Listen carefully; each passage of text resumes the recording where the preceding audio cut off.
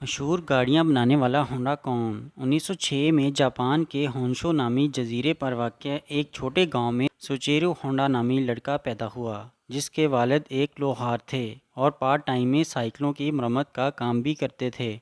Honda کے 5 بہن بھائی مختلف بیماریوں کے باعث مر چکے تھے۔ ہونڈا والد کے ساتھ سائیکلوں کی مرمت کا کام کرتا تھا۔ 16 برس کی عمر میں ہونڈا کو ٹوکیو میں آرٹ شوکائی نامی آٹو موبائل سروس اسٹیشن پر ٹیکنیشین کی نوکری ملی، لیکن جب وہ وہاں پہنچا تو انہیں صفائی کا کام دیا گیا۔ چند ماہ بعد ہونڈا کو ورکشاپ کا کام بھی ملنے لگا، جس سے تھوڑے ہی عرصے میں گاڑیوں کا کام اچھی طرح سے سیکھ لیا۔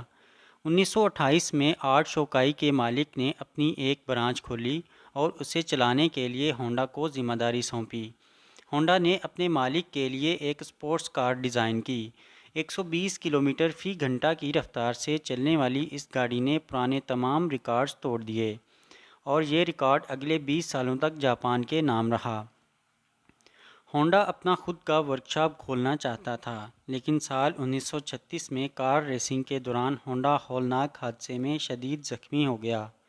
ٹھیک ہونے کے بعد ہونڈا نے 30 برس کی عمر میں گاڑیوں کے پارٹس بنانے کی ایک کمپنی بنائی، مگر اس کمپنی کو چلانے کے لیے ان کے پاس پیسے نہیں تھے، جس کے باعث ہونڈا دن میں آرٹ شوکائی کے لیے کام کرتا تھا، جبکہ رات میں اپنی نئی کمپنی کے لیے انجن پسٹن بنانے کی کوشش کرتا تھا، لیکن کئی ماہ کی کوششوں کے باوجود وہ ناکام رہا۔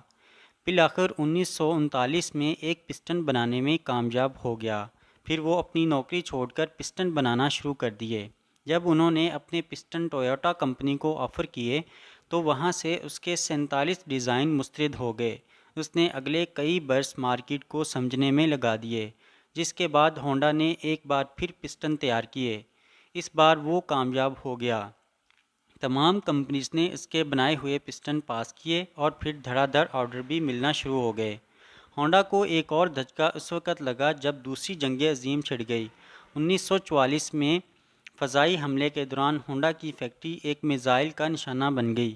ہونڈا نے اپنے بچے کچے اثاثہ جات ٹویوٹا کو 4.5 لاکھ ین میں فروخت کر دیے۔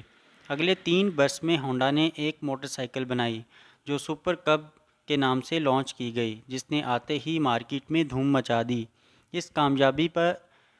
اس کامیابی کے بعد ریسنگ کے شوقین ہونڈا نے اسپورٹس بائک بنائی، جس نے 1962 میں بین الاقوامی ریسنگ مقابلہ جیت لیا، جس کے بعد ہونڈا کا نام دنیا بھر میں گونجنے لگا۔